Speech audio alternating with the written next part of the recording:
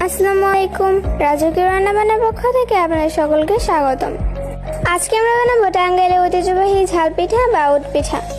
পিঠাটি বানানোর জন্য প্রথমে একটি ব্লেন্ডারে জেরে পেঁয়াজ এবং কাঁচামরিচ ব্লেন্ড করে নেব।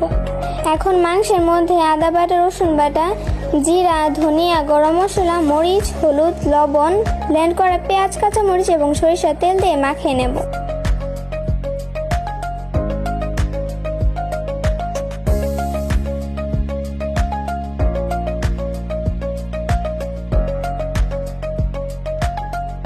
মেখে নেওয়ার পর চুলায় কষানোর জন্য বসিয়ে দেব।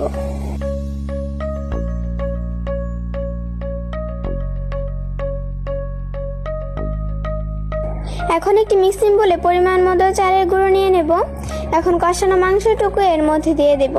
তারপর গরম পানি দিয়ে একটি ব্যাটার তৈরি করে নেব।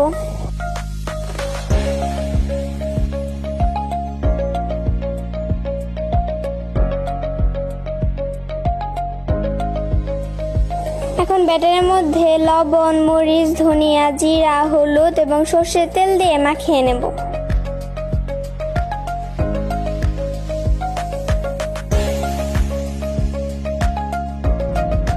লাস্টে ফ্লেভারের জন্য অল্প একটু সর্ষের তেল অ্যাড করছি।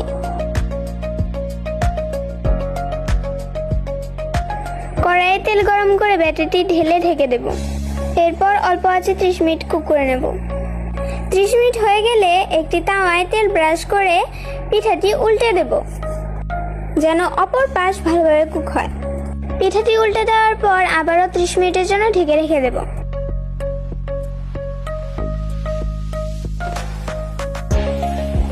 এখন একটি চাকু দিয়ে চেক করে নেব যে ভেতরে কুক হয়েছে কিনা।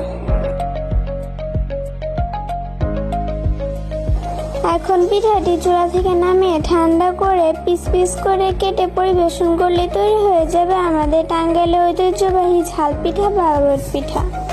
ভিডিওটি ভালো লাগলে লাইক, কমেন্ট, শেয়ার করে দেবেন। ধন্যবাদ।